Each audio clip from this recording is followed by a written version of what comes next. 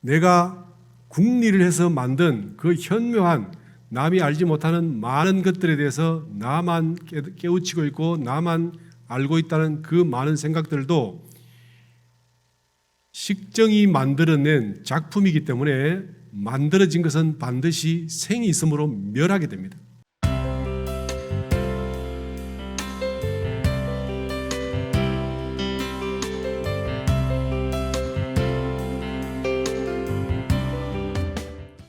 오늘은 코로나로 인해서 전면, 비대면으로 전환이 돼서 우리 교도님들 뵙지 못해서 많이 아쉽습니다. 지난주에 제가 생사와 관련해서 시리즈로 말씀을 드리겠다고 약속을 드렸는데 사실 약간의 이제 기초 지식이 필요하신 것 같아서 이번 시간은 중생의 마음에 대해서 잠시 말씀을 드리도록 하겠습니다. 중생의 마음을 우리가 왜 알아야 되냐 하는 문제는 생사가 중생에게는 있으나 부처에게는 없는 거로 생사를 알려면 중생의 마음을 알아야 되고 중생의 마음이 어떻게 만들어지는가 하는 것을 저희들이 먼저 알아야 생사에 대한 이야기가 가능하겠다 싶어서 제가 말씀을 준비를 했습니다. 생사라는 것이 분명히 부처님의 세계에는 없는데 중생에게만 있는 이유가 무엇인가? 그러면 중생의 마음으로 인해서 생사가 생긴다 하는 것을 증거를 이렇게 대면 그러면 이제 중생에게만 생사가 있다 하는 것을 말씀드릴 수가 있겠지요. 먼저 제가 간단한 예를 들어보겠습니다. 우주에 있는 모든 사물은 그야말로 성주개공과 생로병사의 이치를 따라 생멸한다는 것을 세상 모든 사람은 다 알고 있습니다. 실제로 이 세상에 있는 어떤 것도 성주개공의 이치를 거치지 않고 현재 존재하거나 우리 눈앞에 나타나는 경우는 없다라는 것은 자명한 사실입니다. 그리고 모든 생명이 있는 것은 생로병사라는 과정을 거친다라는 것은 또 역시 잘 아시고 계신 사실이다 하는 것을 말씀드리고요. 그런데 사실 성주개공과 생로병사를 만일 거치지 않는 것이 있다면 혹시라도 있다면 그것이 이 세상 사물이 아닌 뭔가 다른 혹은 부처의 성질을 가진 그런 것이 아닐까 이렇게 유추를 해볼 수가 있겠습니다. 사람들이 태어날 때 아이들이 태어날 때 이 마음이라는 것은 사실은 몸을 따라서 이 마음이 있어지는 것처럼 보이고 또 열반의 지경에 다다르면 몸과 함께 그 마음이 사라지는 것처럼 보이겠지만 실제로 몸은 생로병사 작은 데로부터 태어나서 없는 데로부터 태어나서 작은 데서 커졌다가 그리고 점점점 나이가 들어서 늙어서 드디어 열반의 지경에 가게 되는 이것이 생명입니다. 그런데 태어날 때 그 작았던 몸이 커지는 것처럼 사람들의 정신도 점점 아는 것이 많아지고 지혜로워지고 어떤 활동력이 커졌다가 점점 나이가 들면서 이것이 이제 약해지고 흐려지고 해서 없어지는 것이 분명합니다만은 그 마음의 본래 욕심이라는 것은 우리 본래 마음은 경계를 대할 때 어떻게 되는가 하는 것을 살펴보면 이게 완전히 다른 기질을 가지고 있습니다. 태어날 때 태어나자마자 큰 소리로 울고 정신작용이 왕성한 것은 이게 아이들이 우리 흔히 표현으로 태어날 때 죽는다고 울지요. 그러니까 그게 자기 있는 힘을 총동원해서 그 울음을 터뜨리는데 이때 아이가 그 부모님의 배속과는 다른 환경을 만남으로 인해서 거기에 대한 고통이나 힘듦 이런 걸 표현하기 위해서 자기의 온 에너지와 온 정신을 다 쏟아서 울게 됩니다. 그런데 이렇게 나타난 마음이 사실은 그 몸의 성장과 더불어서 욕망도 그렇게 강해져야 되지만 사실 우리 마음의 욕심은 그렇게 성주개공을 따르는 게 아니라 경계가 나타나면 불같은 욕심이 일어나고 경계가 없으면 마음이 흔적도 없는 이런 모습을 보이게 됩니다. 자, 가만히 생각을 해보시면 어린아이가 막 태어났다 하더라도 그 욕심의 강도가 어떤 어른들보다 강렬하지 않다라고 말할 수가 없고요.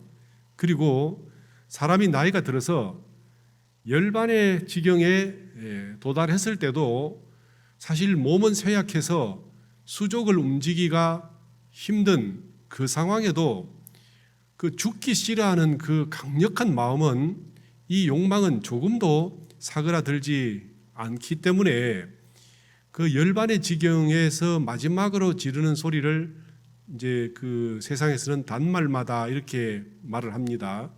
그 단말마라는 게 무슨 말인가 하면 우리가 이 생에서 내 목숨을 놓을 때 그 절규하는 소리를 단말마라 이렇게 말합니다. 그런데 만일에 사람의 정신도 아주 작은 데부터 시작해서 희미하게 있다가 점점점 커서 청장년이 되었을 때 왕성한 정신력을 발휘하고 만일에 나이가 들어서 몸이 노쇠한 만큼 정신도 노쇠하다면 그러면 사실은 죽음의 고통이랄까 죽음의 두려움에 대해서 우리가 생각할 힘도 없어지고 그걸 느끼는 감정도 약해지고 그렇게 해서 죽음이 우리에게 두려움이나 고통을 주는 힘이 약해져야 정상인데 그래야 성주개공의 이치를 거친다라고 말하겠지만 우리 정신은 일체 만물과 다르게 유일하게 경계가 나타나면 하늘만큼 땅만큼 커졌다가 경계가 없으면 그 왕성한 청장년에도 한 생각도 한 감정도 일지 않게 돼서 그 마음이 흔적이 없다 하는 것을 보면 역시 마음이란 것은 유일하게 성주개공의 이치를 따르지 않는다 혹은 거치지 않는다라고 볼 수가 있겠습니다. 저의 이 말을 들으시고 가만히 생각을 해 보신다면 과연 이 마음이 성주개공의 이치를 따르는가 따르지 않는가 하는 것을 각자가 아실 수 있을 거라 생각합니다. 이 세상의 모든 존재가 성주개공과 생로병사를 거치게 되는데 오직 하나 마음은 그렇지 않다라고 한다면 성주개공과 생로병사를 거치는 것들이 태어남도 있고 멸함도 있지만 만일에 이 생로병사를 거치지 않는다면 과연 이것을 태어났다 죽었다라고 하는데 넣어서 생각을 해도 되는가 하는 문제는 각자가 생각을 해보셔야 될 것이라고 생각을 합니다. 오늘은 저희들이 그 마음이라는 것이 어떻게 형성되고 또 어떻게 유지되고 어떻게 움직이는가 하는 것을 제가 말씀드리겠습니다.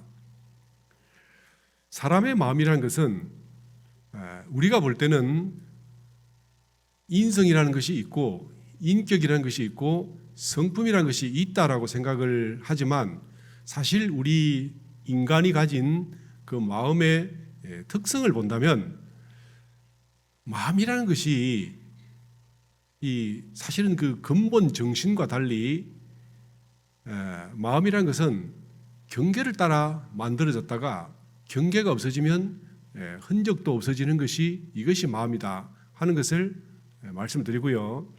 만일에 마음이 이제 어떻게 만들어지는가 하는 그 과정을 제가 한번 말씀드려 보겠습니다. 우리가 어디를 가는데 강아지가 짖어요. 막 이렇게 짖고 있어요. 그러면 내가 생각에 강아지가 짖는군 이렇게 생각할 수가 있습니다. 그런데 지나가다가 갑자기 큰 개가 싸납게 이빨을 드러내고 그렇게 으르렁거리면 그때 우리에게는 두려움이 생깁니다. 혹 강아지가 길 가다가 똥을 싸면 더럽다 하는 마음도 생깁니다. 그리고 강아지끼리 싸우면 누가 또 다치거나 하면 안타깝다 이런 마음도 생기게 됩니다. 그래서 우리가 본 모든 경험한 환경들, 쉽게 말하면 경계들에 의해서 우리는 마음이 이렇게 저렇게 모양을 갖추게 되는데 만일에 경계가 없다면 우리 마음은 처음부터 어떻게 생겼을까? 이것을 생각해 보면 마음이라는 것이 원래 내게 있는 것이 아니라 경계가 만들어낸 작품이다 하는 것을 알게 될 것입니다. 처음에 마음은 부모님의 그 사랑과 부모님의 보살핌과 부모님의 의식과 부모님의 정신 수준을 따라서 우리가 유산으로 그 증여받는다 그러죠. 상속을 받게 됩니다. 그래서 그 부모의 마인드를 그대로 따라 배워서 내가 가지는 기본 마음의 틀을 만들고 거기다가 또 조금 더 만나는 인연들, 부모뿐만 아니라 친척들 그리고 친구들 또 동네 선후배들 또 학교 선생님들 또 그리고 내가 만나는 한 명 한 명의 사람들에 의해서 우리 마음이라는 것은 점점점 더 그 아는 것을 넓혀가고 그리고 책이나 기타 성현들의 가르침을 통해서 우리 마음은 더욱 높고 더욱 깊어져 갑니다. 어떤 어려운 일을 당하면 그 마음이 굳세지고 편안하고 안락한 과정을 쭉 지내게 되면 우리 마음은 점점 약해지게 됩니다.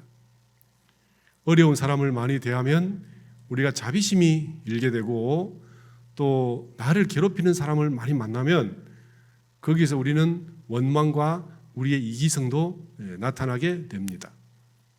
그러니까 내 마음이라는 것이 원래 내가 착하고 선하고 이쁘고 아름답고 밝고 이렇게 생각을 하지만 실제로 그렇게 형성되는 것이 아닙니다.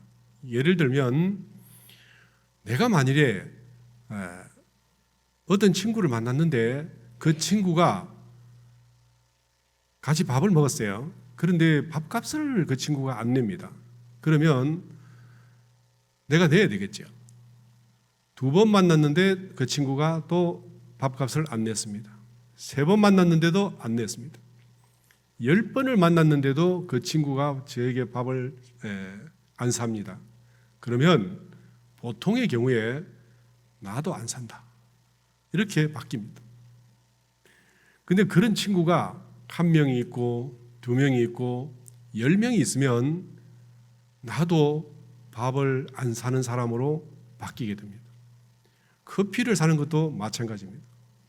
제가 부산에 있을 때 어떤 교도님이 이렇게 새벽에 이렇게 수영이나 이런 거를 하러 가는데 어떤 사람이 유독 그 일찍 와서 기다리면서 그 팀별로 수영을 하는데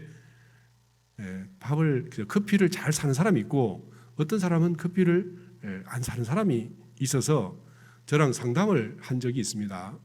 그런데 다행스럽게도 그 모임에는 커피를 안 사는 사람이 딱 한 명밖에 없었기 때문에 그 사람에게 사줄까 말까 하는 생각이 들었고, 나머지 사람들이 오면 서로 잘 사는 관계가 되었기 때문에 그 모임은 좋은 모임이 됐죠.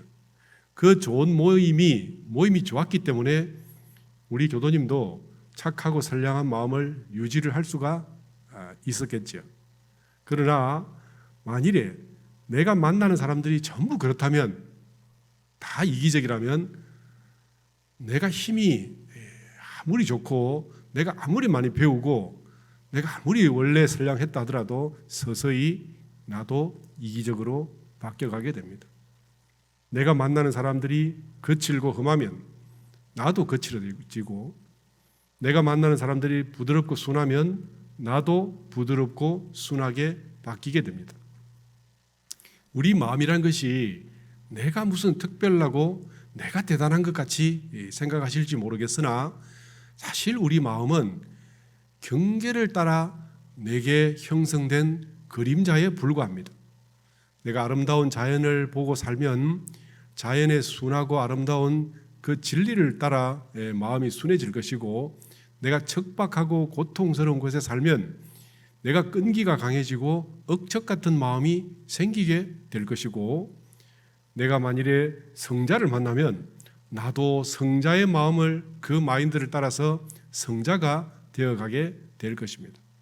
그래서 미국의 그 유명한 그 TV 진행자 오프라 윈프리라는 사람이 성공의 10계명을 이야기하면서, 내가 꼭 성공하고 싶거든 최소한 나와 같거나 나 이상 되는 사람을 만나라. 저는 거기에 굉장히 공감했습니다. 물론 오프라 윈프리는 자기가 성공이라는 것을 향해서 열심히 걸어간 그 과정에서 느낀 것을 말했지만, 사실 이것은 성품의 원리에 속합니다. 그래서 요거를 이제 그 불교식으로 해석을 하면, 우리가 안, 이, 비, 설, 신, 의라는 6가지 이 감각기관, 육근이라 그러죠. 이 육근을 가지고 경계를 대해서 그 경계를 대한 느낌들을 흡수해서 그걸로 잔상을 만들고, 그걸로 우리 마음속에 가치관을 만들고, 그걸로 인해서 지식을 모아서 쌓이다 보면 그것이 시간이 지남에 따라 우리의 인성이 되는 것입니다. 그러니까 내가 가지고 있는 훌륭한 인성이라는 것이 사실 내 것이 아니라 내가 일생을 사는 동안에 내가 만나온 사람들과 경계와 환경에 의해서 만들어졌다 하는 것을 제가 말씀드리는 것입니다. 이것이 역시 그 대승기신론이라는 그 인도의 마명 스님께서 지으신 이 기신론의 원효 스님께서 소를 다루셨는데, 그 내용에도 보면 사람 마음이 중생은 그 어리석은 근본 무명에서부터 출발해서 이 중생이 그 마음이 형성되고 그 마음을 따라서 업을 짓고, 그 업으로 인해서 드디어 업에 걸려서 스스로 고통 속으로 넘어져가는 과정을 이 구상차제다 해서 3세 육추라고 말합니다. 그런데 이때 제가 이건 이제 다음에 한번 설명드릴 기회가 있겠지만, 이 사람의 마음이 9가지 순서를 따라서 드디어 업을 짓고 중생이 되어가는 과정을 보면, 우리가 경계를 대해서 내 속에서 마음이라는 것을 만들었는데, 이 마음이라는 것이 결국 뭐냐? 그러면 6가지 감각이 경계를 대해서 내가 마음을 지을 때 그 짓는 마음이 내 속에 감정이 되고, 내 속에 감정이 된 것은 또다시 세상을 그 감정 따라 바라보기 때문에 바르게 보지 못한다는 것이죠. 나쁜 환경에서 내 인격을 만들었던 사람은 경계를 볼 때 그 보는 첫 번째의 그 눈빛과 함께 나쁜 마음의 메커니즘이 돌아가게 됩니다. 그래서 이거를 육식이 맑고 청정하게 사실 그대로를 보는 것이 아니라, 청정하게 보는 것이 아니라 내 감정과 이미 형성된 그 경험한 바의 업력에 의해서 보기 때문에 분별로서 보고, 이 객관적 사실을 흡수하지 못하고 업력으로 보고, 분별로 보고, 망념으로 보고, 상상으로 보기 때문에 중생은 사물을 대할 때 진리를 보지 못하고 자기의 업을 본다. 그래서 이 업을 보는 그 마음, 거기는 반드시 그 전에 경험했던 감정이 있었고, 그래서 그 감정이 이 사실을 왜곡해서 보는 그거를 우리가 식정이다 이렇게 말합니다. 식정이란 결국 중생이 사물을 이렇게 명료하게 진리를 보지 못하고 자기 업에 그 뒤틀린 그 무지의 무명의 그 어리석음의 그 흐림, 지혜 없음을 만들어내는 근본 시기 됩니다. 그런데 인간은 이 분별을 통해서 세상을 보기 때문에 눈앞에 진리가 나타나도 실제로 진리를 보지 못하고 늘 업을 보기 때문에 이 중생을 우리가 깨닫지 못했다 이렇게 말하게 됩니다.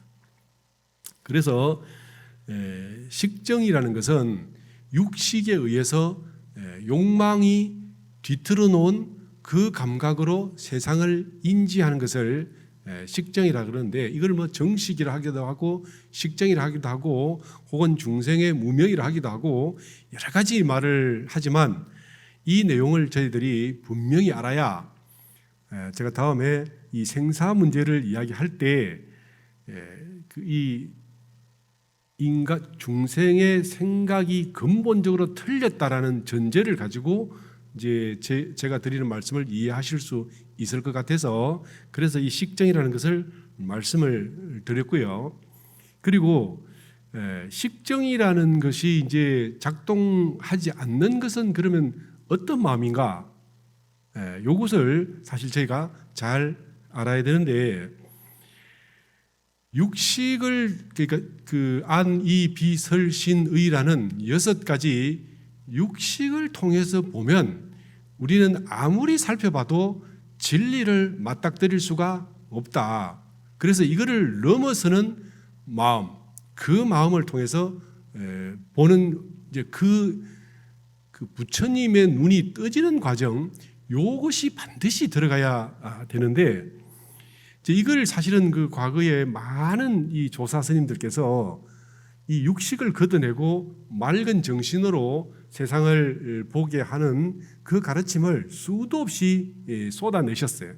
그러나 우리가 그 말씀들조차도 우리는 육식으로 받아들이기 때문에 결국 식정으로 분별하고 이해하고 분석하고 그러기 때문에 근본 성품을 보지 못해 온 것이 사실입니다.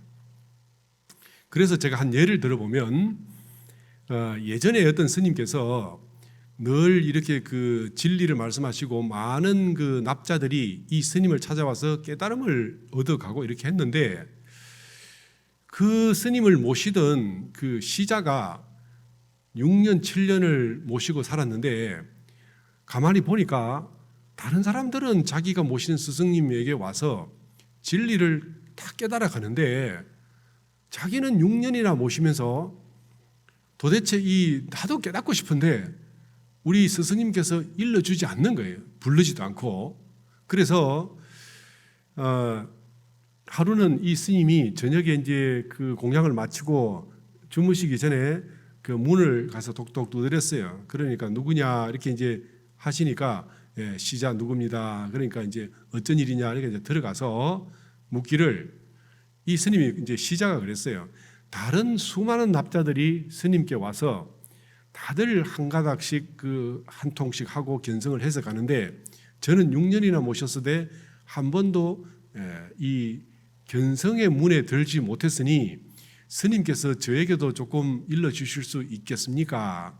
이렇게 이제 물었어요.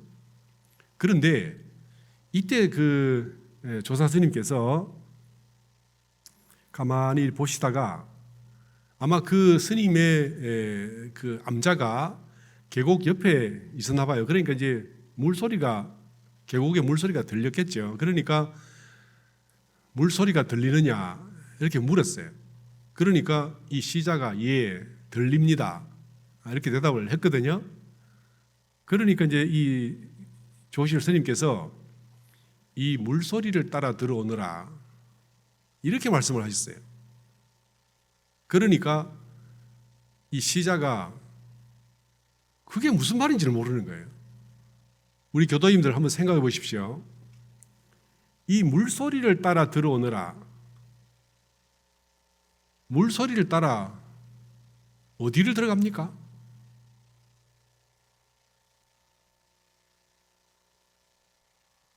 시자가 말하기를 저도 견성하는 그 문에 수많은 납자들이 와서 이 마음을 열고 가니까 그 견성을 하고 조사의 문에 들어가고 싶습니다. 이렇게 물었죠. 그러니까 성품을 깨닫고 성자가 되는 그 부처님이 되는 문 안으로 들어가고 싶습니다. 이렇게 물었으니까 거기에 대한 답으로 이 물소리를 따라 들어오느라 이렇게 말씀하셨죠. 제가 이 말씀을 잘 들어보세요.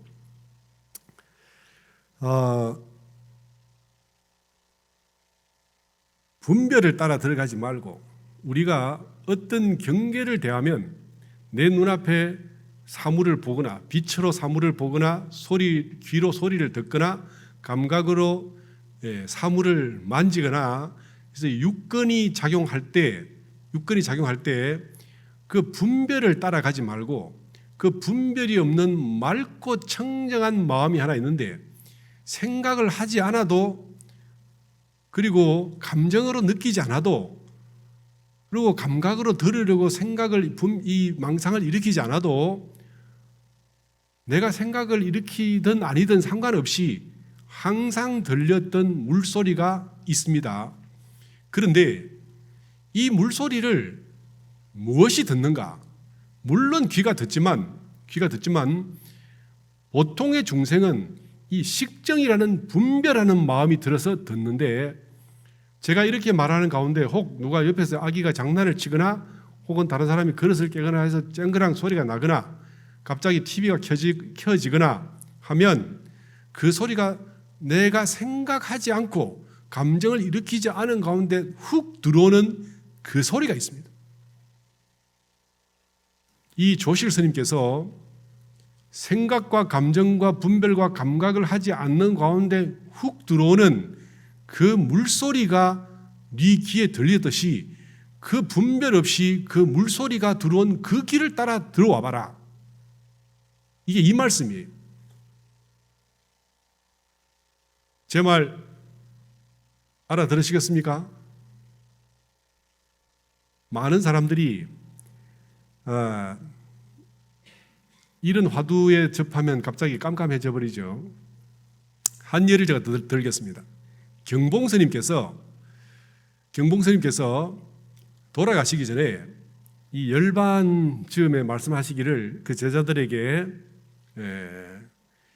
야반 삼경에 문빗장을 만져보거라 이렇게 말씀하시고는 열반하셨어요. 그런데 이 말씀이 무슨 말일까요? 야반 삼경이라는 말은 아시죠? 11시부터 1시까지 자시를 우리가 삼경이라고 그럽니다. 그러면 이 깜깜해서 사람도 아무도 다니지 않는 빛도 다 어둡고 그야말로 한밤중에 웬 문빗장을 만져보러 나가야 되겠는가?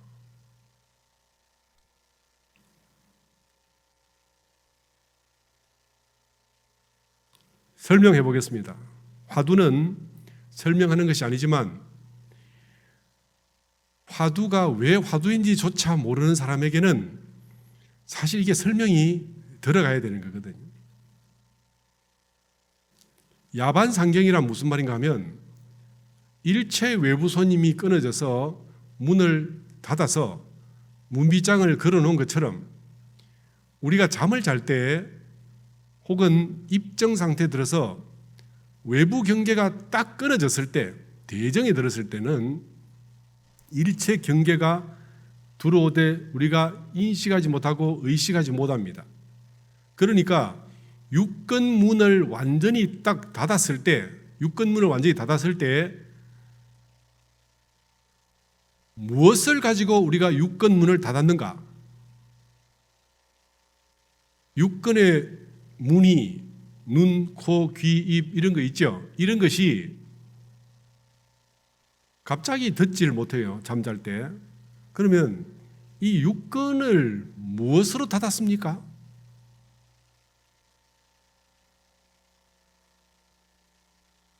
우리 교도님들을 눈앞에 모시고 말씀을 나누면 더 좋겠지만 코로나가 저희들을 조금 이렇게 이별을 하게 해놨습니다. 제가 다시 말씀드리겠습니다. 육건문이 잠잘 때는 확실히 닫혔습니다. 그런데 우리 교도님들께서 그 육건문을 어떻게 닫으셨습니까?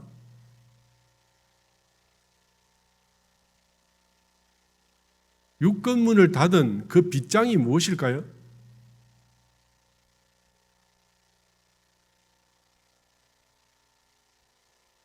야반상경에 육건문을 싹 닫은 그 빗장, 그래서 육건의 경계가 없어진 건 아니죠. 경계는 그대로 있습니다. 경계는 있는데 내가 잔다고 경계를 받아들이지 못하니까 문빗장을 건 건 맞죠. 무엇이 문빗장인가? 그러면 여기서 육건문이 닫혔다는 말은 그야말로 중생이 분별하고 인식하고 생각하고 차별하고 시비하고 이러는 마음이 싹 닫혔어요. 바깥으로 오는 경계도 닫혔을 뿐만 아니라 내 속에서 일어나는 그 수많은 생각들도 싹 닫았습니다. 이때를 우리가 식정이 쉰다 이렇게 말합니다. 자, 이 문제를 해결 못하면 생사 문제 해결 못합니다. 근데 이게 해결 안 되는 문제가 아닙니다. 이게 재미있겠죠? 우리 인생에서 남은 시간이 열흘만 있는 것이 아니라 100일만 있는 것도 아닙니다. 그러니까 앞으로 남은 시간 동안에 이 문제에 한번 매달려 보자. 그렇게 하셔야 생사 문제를 해결하지요. 생사 문제를 해결하는 데서 어떤 스님들처럼 3,000배, 100만 배 이렇게 할 것도 없고 어떤 스님들처럼 찬물에 겨울에 들어가서 떨고 얼고 할 것도 없고 어떤 사람처럼 난행 고행하고 할 필요도 없습니다. 잠 안 자고 어떻게 하고 할 것도 없고 이 식정이 무엇인가? 중생은 식정으로 일으키기 때문에 생사가 있지만 부처님은 생로병사에 속하지 않는 그 본래 마음 하나를 가지고 아까 제가 말씀드린 어린아이가 태어나서 어른이 되고 늙어도 마음은 다만 경계를 따라 커졌다 작아졌다 하고 세졌다 약해졌다 할 따름이지 생로병사를 따라 커졌다 작아졌다 하지 않는다라는 제가 말씀드렸어요. 육근과 육식이 경계를 만나서 분별을 일으키면 동하면 번뇌가 되고 번뇌를 마음 삼으면 중생이라고 합니다. 그런데 육근과 육식을 닫아놓고 그 가운데 환히 아는 생로병사에 속하지 않는 이 마음이 참나이다라는 것을 알게 되면 그러면 생사를 벗어나게 됩니다. 오늘은 제가 생사 이야기를 하려는 것이 아닙니다. 육건이 뭐고 육경이 뭐고 육식이 뭐고 식정이 뭔지 우리 마음이 어떻게 만들어지는지 내가 대단하다 해도 그 배운 수많은 지식은요, 책에서 들어왔기 때문에 생산 문제 해결하는 데 전혀 쓸모가 없습니다. 내가 궁리를 해서 만든 그 현묘한 남이 알지 못하는 많은 것들에 대해서 나만 깨우치고 있고 나만 알고 있다는 그 많은 생각들도 식정이 만들어낸 작품이기 때문에 만들어진 것은 반드시 생이 있으므로 멸하게 됩니다. 생멸에 속하지 않는, 시작할 때 태어남이 아니었고 자라고 늙고 하는 데 속하지 않은 것이라야, 그래야 죽음이 없다. 오늘 또 화두를 제가 던졌는지 모르겠지만 사실 제가 이 카메라만 보고 하는 것이 많이 이렇게 좀 어색합니다. 그래서 중요하고 강하게 이렇게 멘트를 드려야 될 것조차도 못하는 상황에 있지만, 다음 주에 우리 교도님들 오시면 이 문제를 다시 한번 거론하든지, 혹시 모르시면 사전에 저에게 말씀하셔서 어떤 부분을 더 듣고 싶습니다, 내지는 어떤 부분을 더 자세히 말해 주시면 좋겠습니다 라고 말씀해 주시면 그쪽에 맞춰서 더 설명을 드리도록 하겠습니다. 오늘은요, 중생의 마음이란 것이 별것이 없고, 중생의 지식이란 것이 별것이 없고, 중생이 궁리에서 밝혀낸 원리라는 것이 별것이 없다. 그리고 중생이 일으키는 번뇌나 분별이 다 나를 괴롭히고 나를 두려워하면서 죽음으로 몰고 가는 저승사자들일 따름이다 하는 것을 제가 말씀드리고 오늘 설교를 마치도록 하겠습니다.